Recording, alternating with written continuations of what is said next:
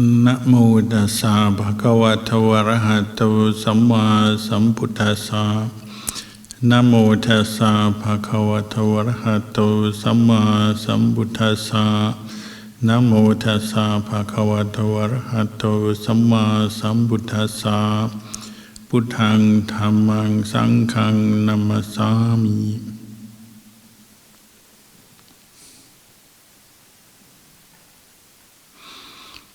Blessings. Good evening to you all.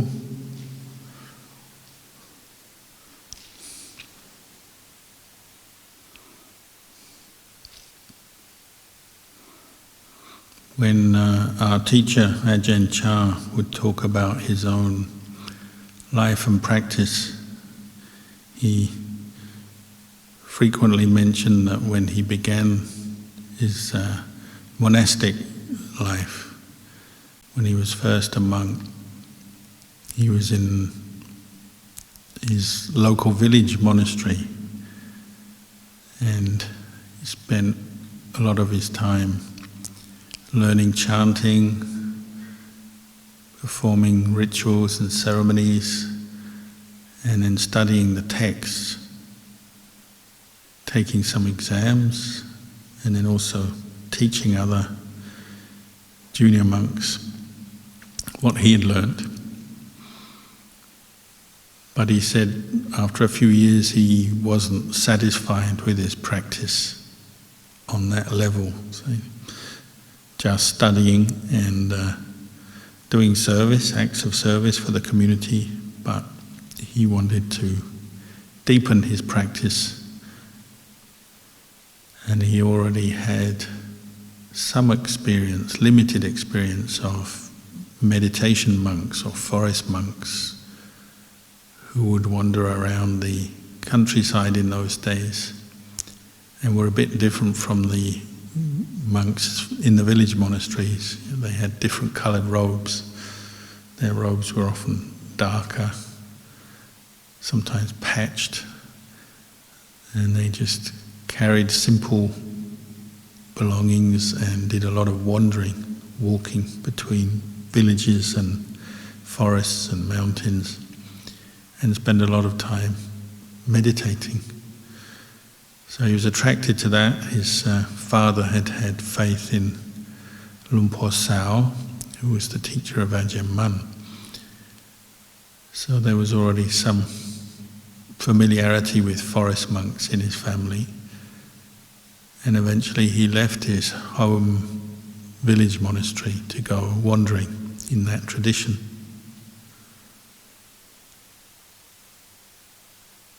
But one of the reflections he had, one of the insights he had was that even though you put on the robes of a monk, shave your head, your heart is not necessarily the heart or the mind of a monk. You have to bring the practice inwards to really affect change in your own heart.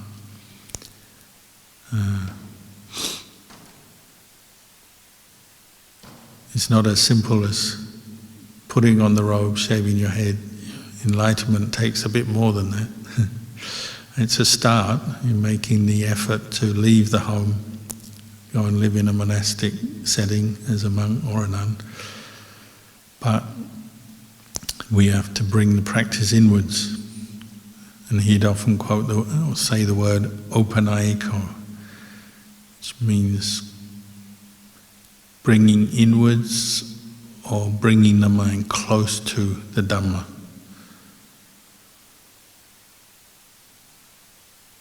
And that has to take place through a lot of cultivation of restraint, sila, so you're limiting yourself on the outside, not spending too much time and energy letting your mind and body and speech wander all over the place. Gathering your mental and physical energy inwards to support the introspection and the turning of your mind inwards as well. So cultivating mindfulness and then this ability to contemplate or reflect on the truth of what's going on the inside.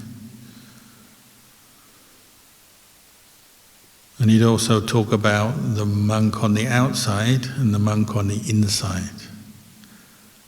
And the word for monk in Thai is pra. So sometimes you hear this word, pra. They even know it at the airport now, because a lot of monks, their passport says pra, so they know it is the first name of a monk. But pra on the outside is the shaven head, the robes, the alms bowl. Pra on the inside is the qualities of the Eightfold Path that are leading to Nibbana, enlightenment. And he would say you have to build or cultivate this internal monk, prat.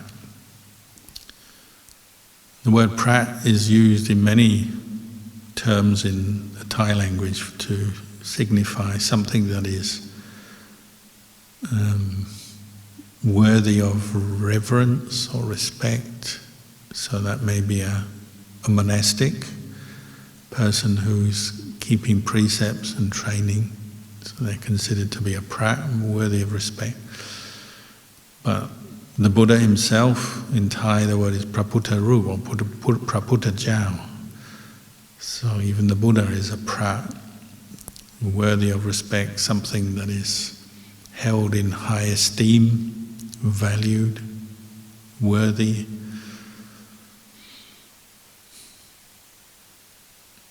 Some of the older generation of monks even, they talk about the meditation objects for vipassana meditation, cultivating insight into impermanence, they call it prat anicca, prat dukkha, prat anatta.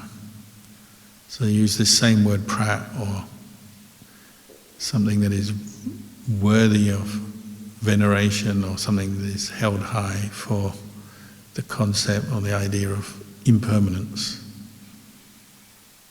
So it's bringing up the right attitude to use impermanence or dukkha, suffering, or anatta, the selfless nature of physical and mental phenomena. It's actually seen these as like something very worthy of respect, because they help your mind to change from a place of attachment and suffering, maybe to a place where you can be liberated, free from suffering. So the monks will give a talk in Thailand. Say, when I was a young monk, you'd hear a talk about prat anicca. And because I was learning Thai, I wasn't good at it yet, I'd hear the word prat anicca, prat anatta, and you think that's the name of an actual name of a monk.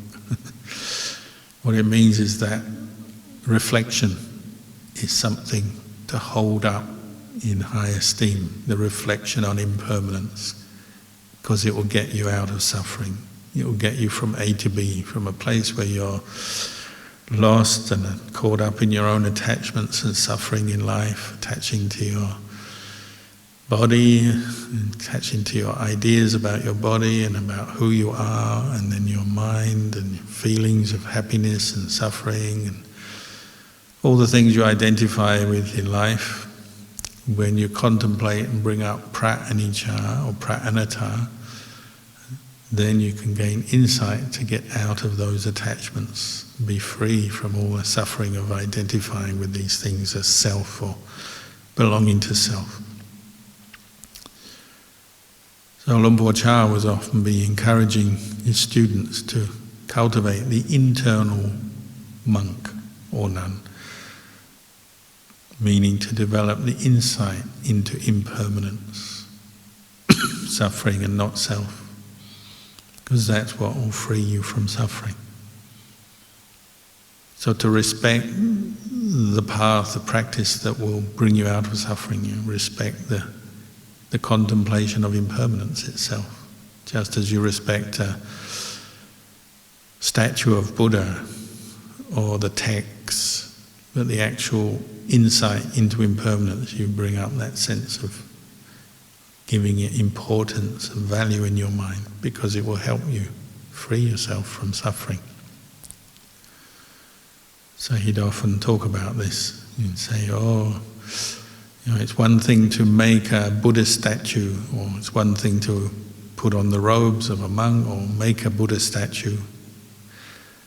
It's another thing to actually bring up the qualities of a monk or the qualities of the Buddha in your heart.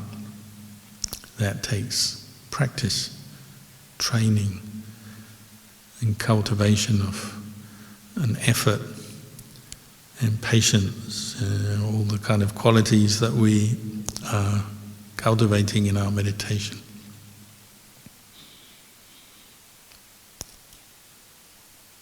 Of course, some people can just put on the robes.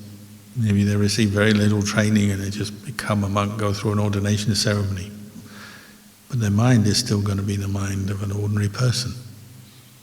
They haven't trained and practiced yet. Or somebody can read or hear the Buddhist teachings, but it doesn't yet mean their mind is changed. Or we can make a Buddha statue, but you have to think, where does the statue come from? Where's its starting point? A Buddha statue begins as either a lump of metal, maybe bronze, which gets molded and heated and molded into a mold of a Buddha, or a block of wood that gets carved, or a block of stone that gets carved. And that's a whole process, turning the raw material into the beautiful, inspiring Buddha statue. Just as you're working with the raw material of your mind, turning into the mind of a monk, or the mind of somebody who's cultivated the path leading to enlightenment. So we're always learning to turn attention inwards and cultivate the qualities that the Buddha was talking about and encouraging us to develop. You can't just remember them. In the beginning you might just remember them because you read and hear talks and you sort of remember what you have to do, but that's not the same as actually applying it to your own experience.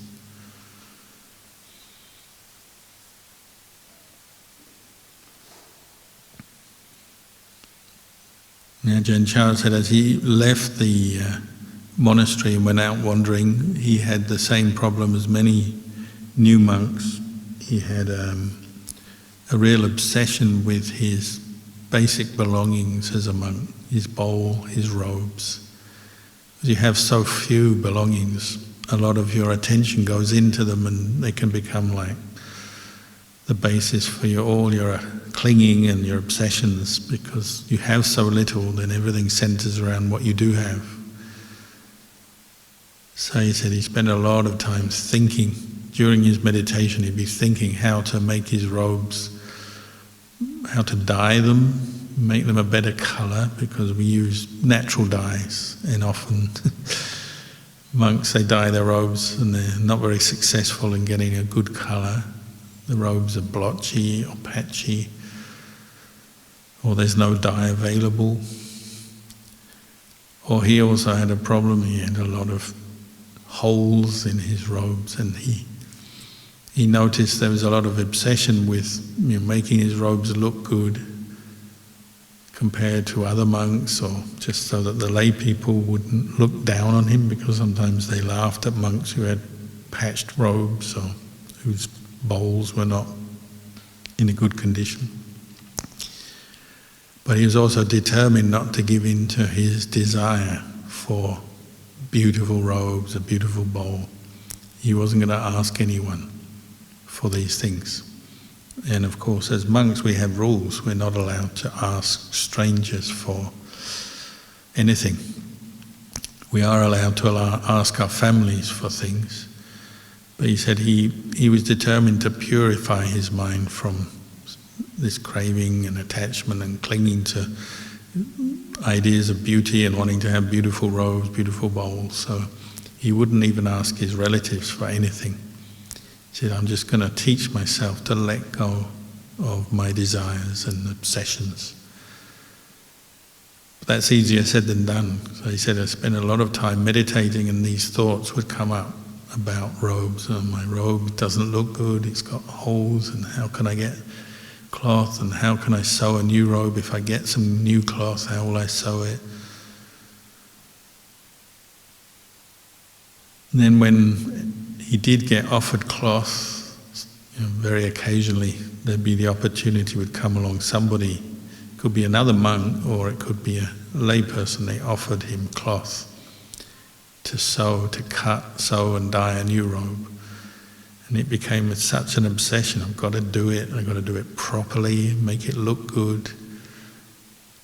And it became so obsessive that he'd sometimes spend hours and hours sewing his robe, new robe, to make it look good and get the job done. And he'd set aside his other duties and meditation. One of his teachers, Lumpur Ginari, pointed this out, that he was just obsessed with it to the point where it was an attachment, getting the job done. And so he started to contemplate this, and he said it was something that he had to really observe in himself a lot and work out how to deal with it in his early years. Not only sewing robes, but also with bowls. He originally had a bowl which had leaks in it. Because in the old days you had an iron bowl, and iron gets rusty and then it gets holes. And so you have to find ways to fill in the holes. In those days they didn't have all the products you can get now, like epoxy and those things. So they often used wax, beeswax or candle wax, and that often didn't last very long. So then the hole would open up again, a bit like a wound, and then you'd get a leaking bowl which would leak juice from the food. So he's constantly having to fix up his bowl, and it didn't look very good. And then one day he got offered a new bowl. He was staying in a monastery, and they gave him a new bowl, but it didn't have a bowl lid. And you need a lid for your bowl to protect the food from dust, the rain and other things. So he had no bowl lid. So he said he was just meditating, thinking how to get a bowl lid. And then he had the idea to weave a bowl lid out of rattan. Rattan is a vine you get in the forest, the jungle in Thailand, and you can cut it and shave it and then weave it into, nowadays they weave it into furniture and sell it, but in those days they could make baskets, and he thought, I'll make a bowl lid out of basket work, weaving the rattan. So he's first of all planning that, how to get the right shape, the right size, and then the actual weaving took a long time because you have to use very sharp knife to prepare the rattan, get rid of all the bark and the blemishes from it. And then you have to start weaving it together, and it's a very frustrating process because sometimes you make a mistake, then you have to unweave it, unpick it. It takes a long time. So he's sitting there weaving and carving the rattan, and so again he realised, I'm just becoming obsessed with it. And he realised whatever he was thinking of, whether it's robes or his bowl or his bowl lid, it would just fill up his mind to the point where he wasn't very mindful, and he just become compulsive, just having to do this job to get it done. And he wouldn't do anything else till it was finished. And he realised there was a lot of suffering there, because he made his rattan bowl lid and it didn't look very good, and so he was worried people were going to laugh at it. And then he wanted to redo it. And so it just became a really big thing in his mind. But he's very wise. We know Ajahn Chah, the enlightened teacher, but in his early years he was learning and applying mindfulness and wisdom to his own experience. So he realised, this is one of his weaknesses.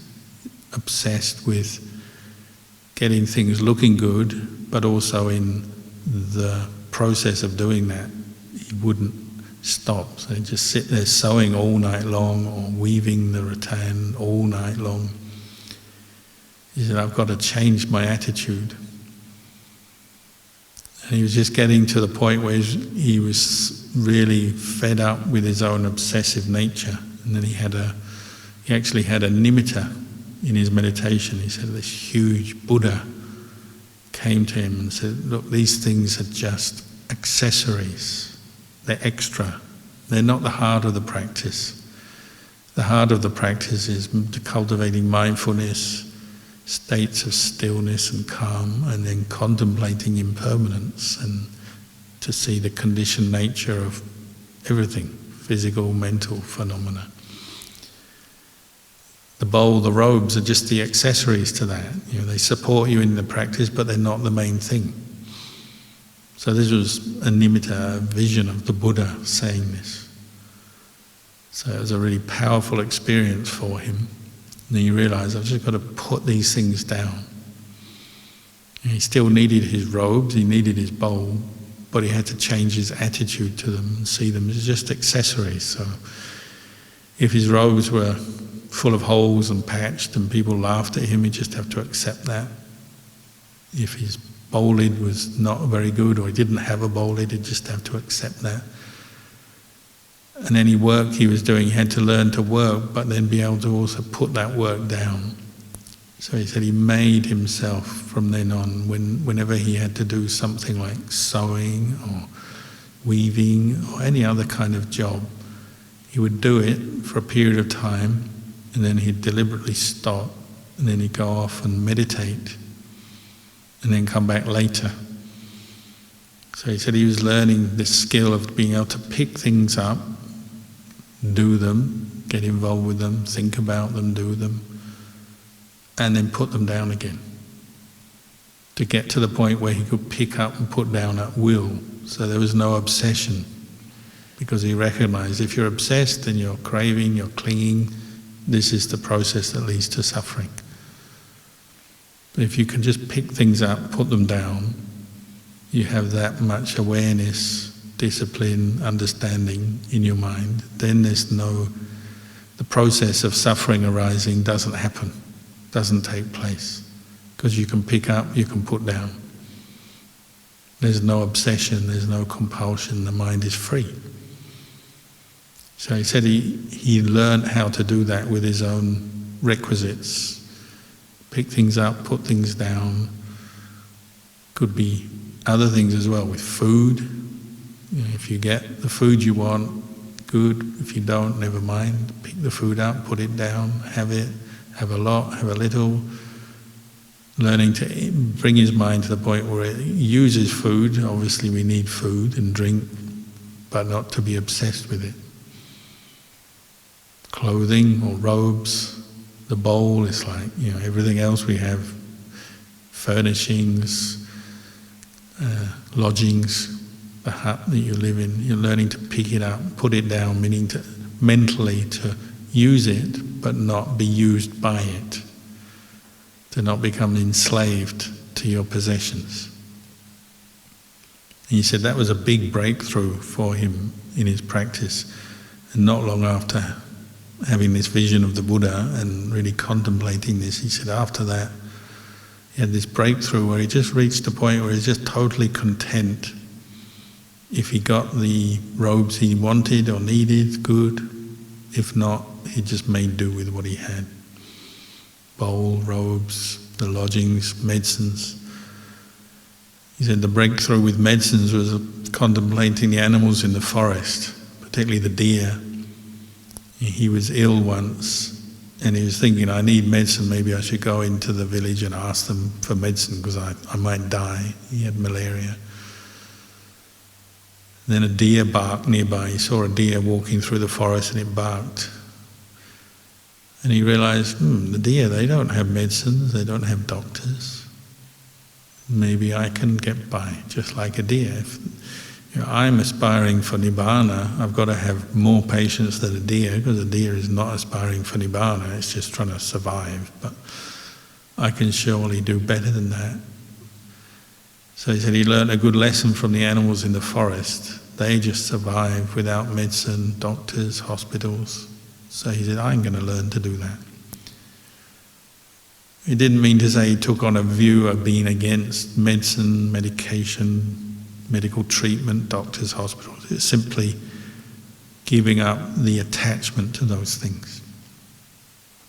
Allowing his mind to be free. If he gets medical help, good. If he doesn't, never mind. Again, cultivating the contentment with what requisites and what supports he had. He said from then on his meditation became really much easier. He had this sense of contentment because he was no longer obsessed with all these external things, the accessories of life. It doesn't really matter whether you're a monk or a layperson in this world. A lot of our time is spent up thinking about the stuff, the things we need to buy and do.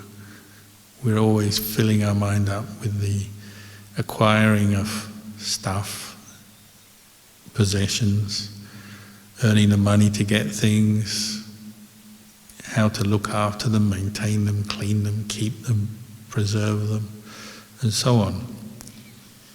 The possessions may vary. If you're a monk, you have a bowl and robes. If you're a layperson, you have house and car and clothes and furniture and all kinds of other stuff. But the actual process is the same. You have to learn how to be aware enough not to let these things overwhelm you, obsess your mind.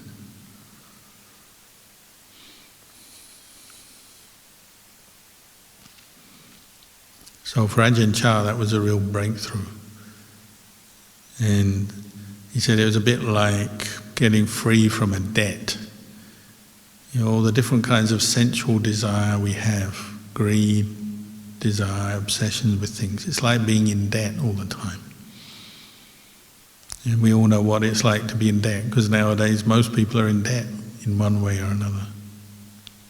Mortgages, buying things before you paid for them on a credit card, and so on. We're all buying and often spending beyond our means. And it's not pleasant, is it? You've got that on in the background. You've got to pay off your debts.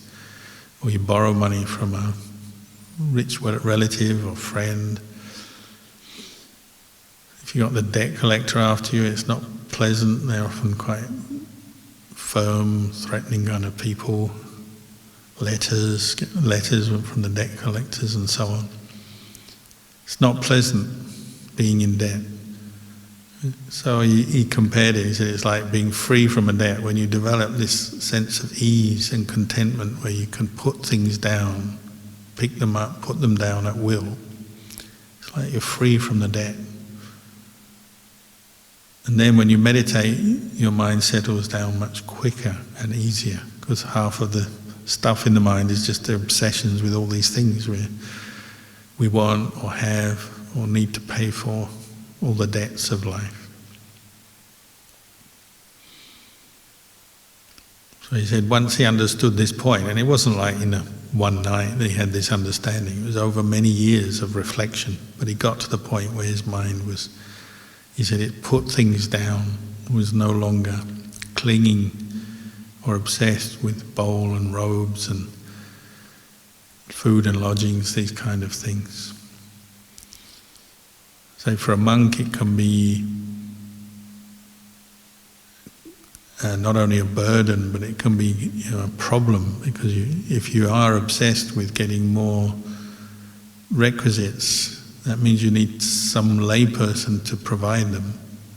So again, one of the sufferings of a monk is looking for people to support them, wanting people to provide cloth or bowls or travel or medicines or this or that, build them nice huts in the forest and so on. And that can be an obsession as well for a monk, looking for the sponsors, looking for the donors.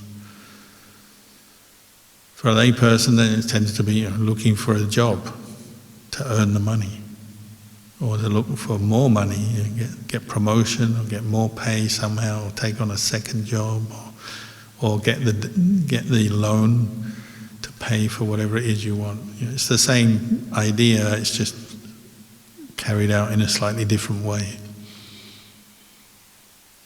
But this is a big part of the suffering of human beings. Often when we we don't know how to be content with what we've got, then we suffer. We're discontent, we're suffering. And we really have to look back into our mind and develop this sense of being like a monk, and not just a monk on the outside, but a monk on the inside. They have this saying, live like a monk or be like a monk. No debts, no obsessions, freedom.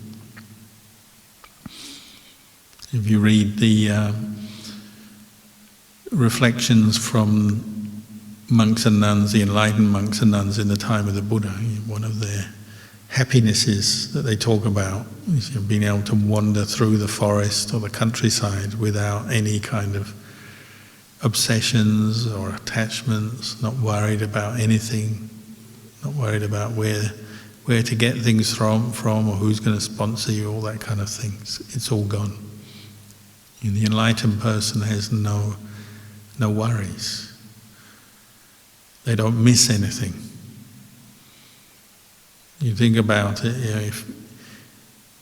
if you separate from a lot of the things you want and like in life, suddenly you start missing them, don't you? And that's a big part of our suffering, mental suffering.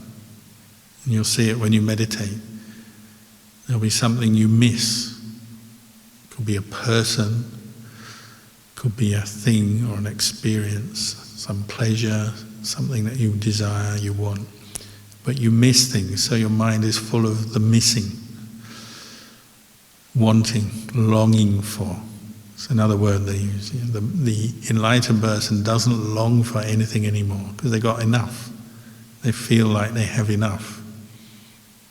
They're not in debt and they don't need anything else to be happy. But the ordinary unenlightened person is always longing for something.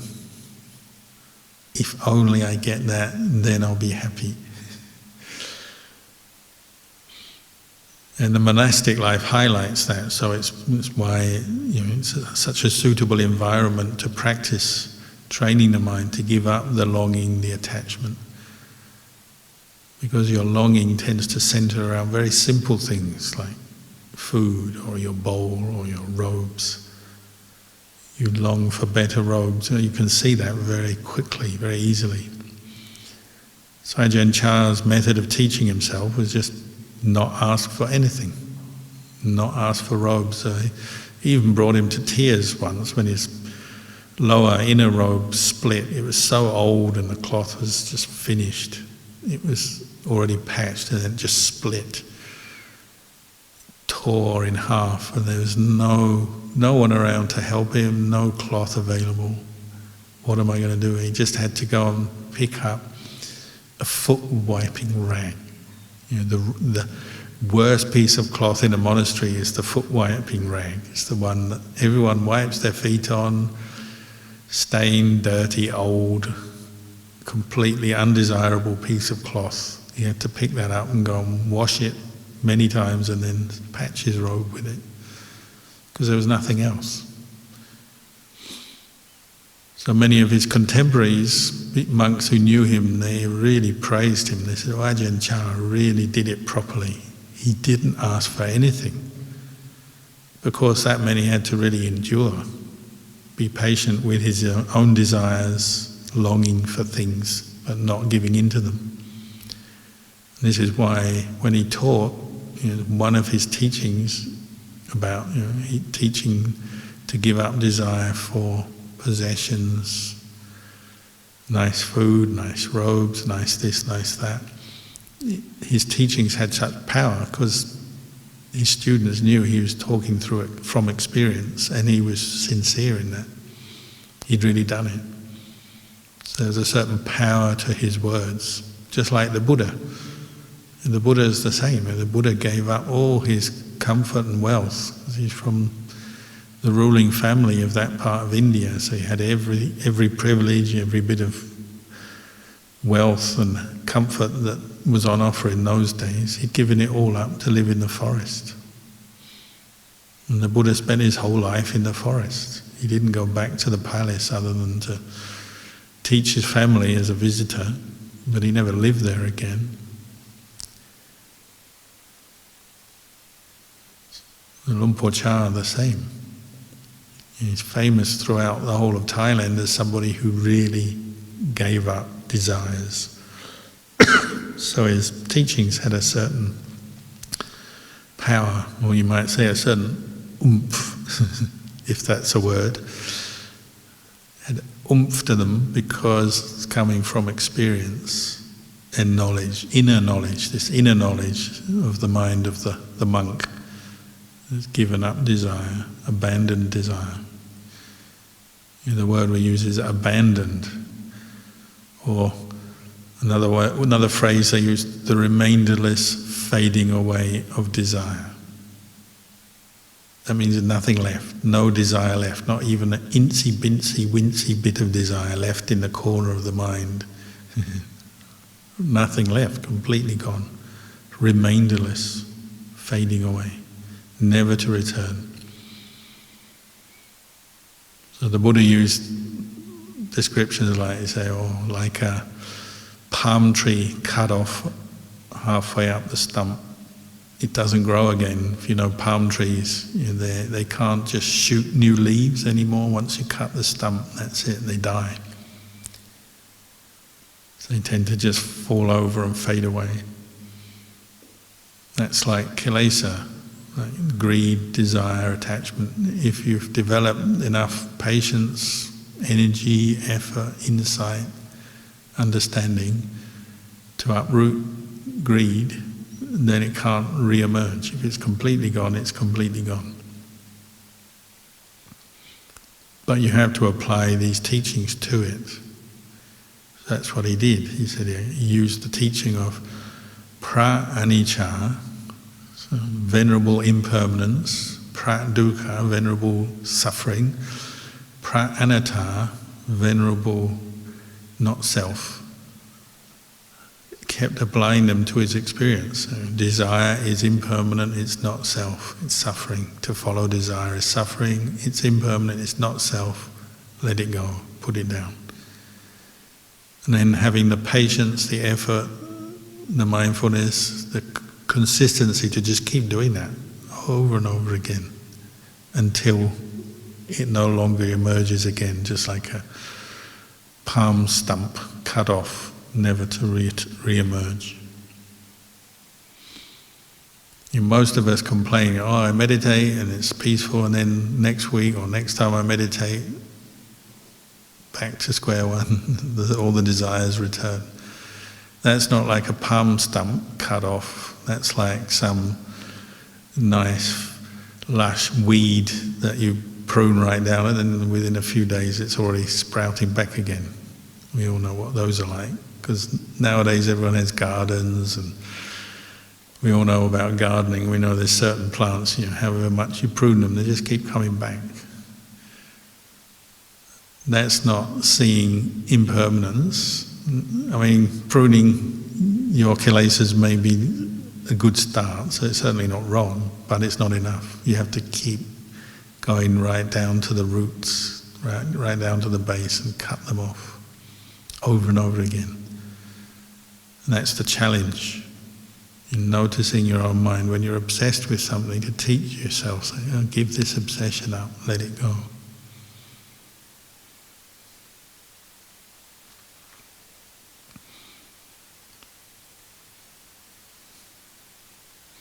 So insight into impermanence, not self. This is the same honorific, the same word we use for the Buddha.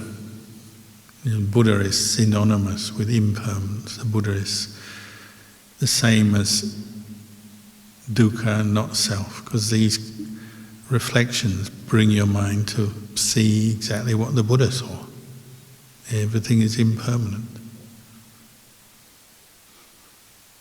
What's impermanent is suffering, because it doesn't last. What's impermanent suffering is not self. You can't say, I own this is me, I own this, because it doesn't last.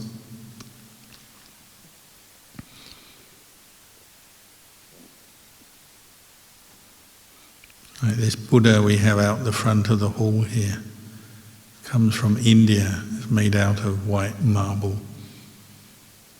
When the artist who was making it, they first got their first block of white marble. They spent quite a few days carving into it, chipping away. It was all done by hand. They chip into it, carving, and then he found a huge crack, fault line, because rock is like that. A lot of rock has fault lines through it. So he had to give up, discard the first Buddha. And then he got another piece of marble. This time he was lucky, it's solid, so he carved into it and no fault lines, no cracks. Because he knew if he'd done it with a crack in it, it wouldn't last, it just split apart. And that's like, the true Buddha is the crack, isn't it? You find a bit of rock, if it's got a crack in it, it may be disappointing or annoying, but it's actually telling you the truth. This world is impermanent. Rock is impermanent. This body is impermanent. My thoughts and feelings are impermanent. My emotions, my ups and downs, my happiness, my sadness, it's all impermanent, and it's not really a self, it's not really me, because it's impermanent.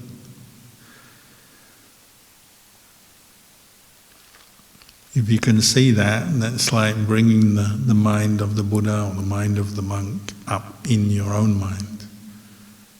And it has a certain purification going on there. Purification from your wrong understanding, your wrong view, that it's always clinging to things, obsessed with things, wanting things to be the way you like, what you want, having what you want, getting what you want. But the truth is, things don't go the way you want. They don't last. They're impermanent. You can enjoy things for a while, but then they'll change.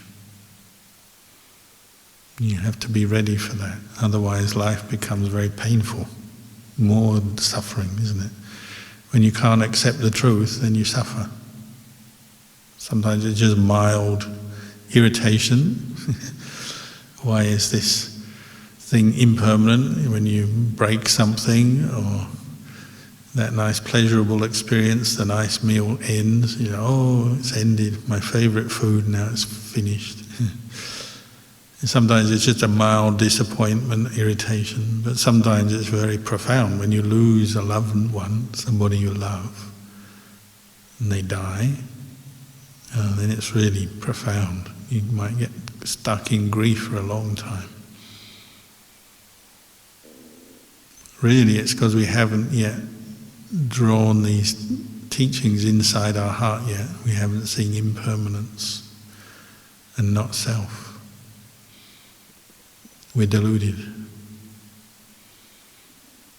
So if you really want to be free from delusion, you have to follow Ajahn Chah's example or the Buddha's example. Keep practicing, keep contemplating, reflecting on these truths. And this is what opens your mind up. You become wiser. Your mind becomes clearer.